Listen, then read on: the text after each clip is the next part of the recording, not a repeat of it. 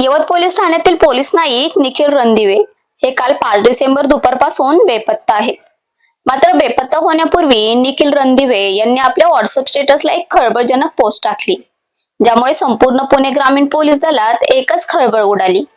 त्यांनी पोलीस खात्याबाबत तक्रार मांडत यवतचे पोलीस निरीक्षक नारायण देशमुख यांच्यावरती गंभीर आरोप केले. या संदर्भात आता शिक्रापूर पोलीस ठाण्यात तक्रार दाखल करण्यात आली आहे. पोलीस खातं त्यांचा शोध घेते. याबाबत मुंबई, पुणे, सातारा अशा विविध भागात 4 ठिकाणी शोध पथके पाठवून रणदिवे यांचा शोध सुरू आहे. मात्र अद्यापर्यंत ते मिळून आलेले नाहीत. रणदिवे यांनी जे आरोप केलेत त्यांनी यापूर्वी कधीही वरिष्ठ कार्यालयाकडे तक्रार केलेली नाही. 4 डिसेंबरला त्यांनी या संदर्भात मेल केला.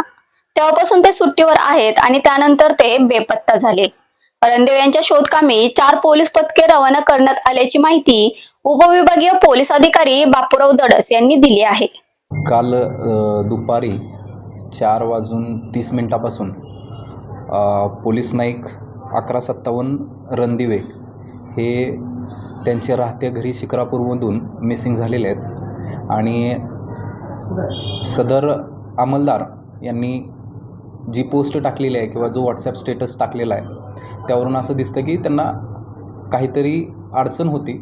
त्याच्या अनुषंगानं त्यांचे जे आरोप आहेत त्या अनुषंगानं त्यांनी याच्यापूर्वी कधीही 4 तारखेच्या पूर्वी कधीही त्यांनी कुठल्याही पद्धतीची तक्रार DYSP ऑफिस असेल किंवा SP ऑफिस असेल किंवा ॲडिशनल SP ऑफिस असेल कुठंही केलेली नव्हती.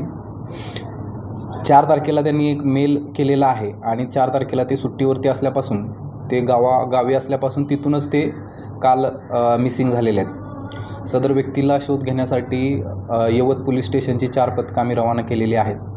त्याचबरोबर त्यांच्या कुटुंबियाशीही आमचे कर्मचारी कंटिन्युअस कॉन्टॅक्टमध्ये आहेत आणि टेक्निकल सपोर्ट आणि इतर गोष्टींच्या माध्यमातून त्यांची सर्च आणि ट्रेसिंग सुरू आहे. त्याच्या अनुषंगानं ज्यावेळी त्याचं स्टेटस दिसलं तेव्हापासून आमचे कर्मचारी त्या ठिकाणी त्याला शोधण्यासाठी गेलेले आहेत. सदर व्यक्तीचे जे काही आरोप आहेत त्याच्यामध्येही आम्ही स्वतः चौकशी करत आहोत.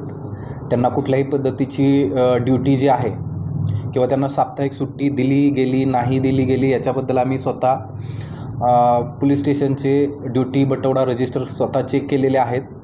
त्यांना रेग्युलरली त्यांच्या साप्ताहिक सुट्ट्या दिल्या जात होत्या.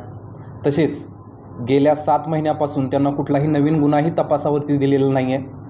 ते स्वतःच चांगल्या पद्धतीनं केडगाव चौकी या ठिकाणी तपास करत आहेत आणि त्या ठिकाणी कामकाज बघत होते. आजपर्यंत कुठल्याही पद्धतीची म्हणजे कालपर्यंत त्यांनी कुठल्याही पद्धतीचं ग्रीव्हन्स हे वरिष्ठ कार्यालयासोबत मांडलेले नव्हते आणि त्यांनी अचानक ते काल स्टेटस टाकून ते मिसिंग झालेले आहेत. तरी आमचं आता प्रायोरिटी ही आहे की त्या मिसिंगमधून त्यांना ते ट्रेस करणं, त्यांचा शोध घेणं, त्यांना घेऊन येणं आणि त्यांचं काउन्सिलिंग करणं, त्यांचं आणि त्यांच्या फॅमिलीला जे काही मानसिक हे असेल त्याच्या अनुषंगाने त्यांना सपोर्ट करणं यावरती आमचा भर आहे. बाकी त्यांनी दिलेल्या ज्या अर्जाची इत्थंभूत चौकशी करून तसा अहवाल आम्ही SP ऑफिसला पाठवणार आहोत. कार्यमुक्तीच्या बाबतीतचे जे काही आदेश आहेत त्या अनुषंगानं काही पोलीस स्टेशनचे कर्मचारी येणं, त्या ठिकाणी पोलीस स्टेशनची पेंडन्सी, त्या ठिकाणी स्वतःकडे असलेले गुन्हे या अनुषंगानं प्रत्येक पोलीस स्टेशनला आपण काही अंमलदारांना काही वेळ त्या ठिकाणी त्यांचं जे राहिलेलं काम आहे ते काम करून घेण्यासाठी त्यांना आपण अवधी देत असतो. काही कर्मचारी स्वतःच असं म्हणतात की आम्ही 1-2 महिन्यानंतर लेट जातो. जर त्यांना अशा पद्धतीनं जर अडकवून ठेवल्याचं जर त्यांना वाटत असतं तर त्यांनी कोणत्याही क्षणी त्यांनी DYSP ऑफिस किंवा SP ऑफिसनंच त्यांची जनरल ॲन्युअल ट्रान्सफर केलेली आहे. त्या अनुषंगानं त्या ठिकाणी जाऊन दाद मागायला हवी होती आणि त्या अनुषंगानं आपण त्यांना त्यांचं रेकॉर्ड बघून आणि त्यांचे जे काही गुन्हे आणि प्रलंबित असणारी प्रकरणं बघून आपण त्यांना रिलीव्ह करू शकलो असतो. परंतु त्यांनी असं कुठलंही हे जे काही लीगल स्टेप्स आहेत ते कुठलेही घेतलेले नाहीत. त्यांनी कुठंही तक्रार केलेली नाही, कुठं भेटलेले नाहीत वरिष्ठांना आणि त्यामुळं ते थोडंसं जरा ते चौकशीचा विषय आहे. रणदिवे यांनी आपल्या व्हॉट्सअप स्टेटसला एक पोस्ट टाकली होती. यवतचे पोलीस निरीक्षक नारायण देशमुख मला गेली 1 वर्षापासून सतत त्रास देत आहे. माझा नाईलाज आहे. मी माझ्या जीवाचे बरे वाईट करून घेत आहे, असा गंभीर आरोप रणदिवे यांनी केला असून रणदिवे यांनी जी तक्रार केली आहे त्याची पूर्णपणे चौकशी करू, तसेच त्याचा अहवाल वरिष्ठ कार्यालयाला आम्ही पाठवणार असल्याचं उपविभागीय पोलीस अधिकारी बापूराव दडस यांनी सांगितलं आहे. आम्ही स्वतः दर आठवड्यातून कमीत कमी 2 वेळा येऊन पोलीस स्टेशनला असतो आणि या ठिकाणी सर्व अधिकाऱ्यांचे वेगवेगळ्या पद्धतीनं आम्ही स्वतः त्या ठिकाणी बऱ्याचदा ट्रेनिंग घेतलेलं आहे. आम्ही स्वतः त्यांना भेटलेलो आहे.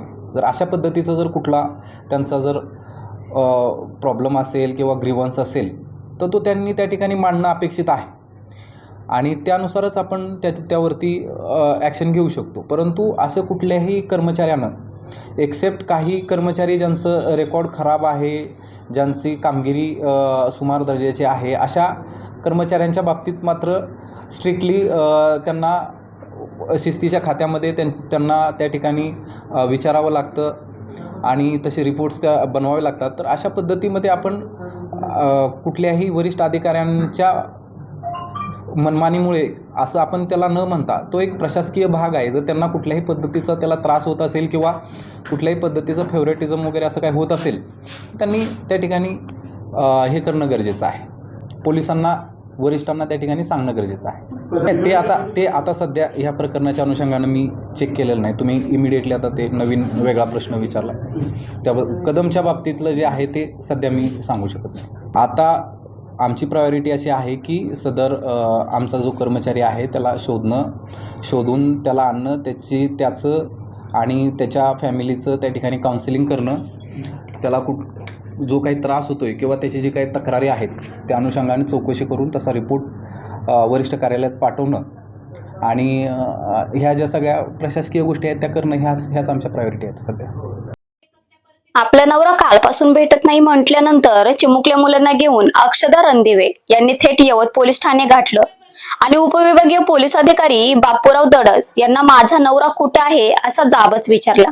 कोणत्याही परिस्थितीत आमचा माणूस आम्हाला हवा आहे अशी ठाम भूमिका मांडत पोलीस खात्याकडून रणदिवे यांना कशा पद्धतीने वागणूक दिली जात होती याची कैफियतच त्यांनी अधिकाऱ्यांसमोर मांडली.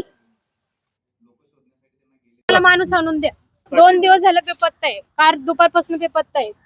माझ्या लेकराचा बर्थडे होता, ते बर्थडेचं पोरीला बी काय घेतलं नाहीये. मला काही सांगू नका, फक्त आता मला माणूस आणून द्या. हे त्यांचे भाऊ आहेत. टेन्शन मध्येच असायचे पूर्ण. घरी व्यवस्थित बोलत नव्हती, काय नव्हतं. नाही भाऊ आहे, बोलणार आम्ही आताच राहतोय ना, त्यांना पण माहिती ना. ते काहीच बोलत नव्हते घरात, काहीच काय घडलं नाही. टेन्शन मध्येच होते. मला फक्त म्हणले की मला खूप टेन्शन आलेलं आहे, मी बाहेर चाललोय, आत्महत्या करायला चाललोय, मला काहीच बोलू नका. मला ढकलून दिलं, रोखण्याचा प्रयत्न केला ना, मग ढकलून दिलं ना त्यांनी मला. त्यांच्यामुळे त्रास होतोय त्यांना. आम्ही विचारलं पण नाही, ते खूप टेन्शन मध्ये होते. एवढ्या टेन्शन मध्ये बोलण्याच्या ह्याच्यात पण नव्हते. ते एकाच ह्याच्यात होते. फक्त मला त्रास होते फक्त म्हणून. तुम्ही शोध वगैरे तुम्ही घेतला काल? भरपूर जणांचा शोध घेतला, कुणाकडेच नाहीये. माणूस नाहीच माझा. 2 दिवस दुपारपासून गायब आहे. मला काय नाही, मला फक्त माझा माणूस चांगला आणून द्या. माझे 2 लेकरं मी घेऊन आलेली, माझं काही नाही. मला फक्त माणूस आणून द्या माझा.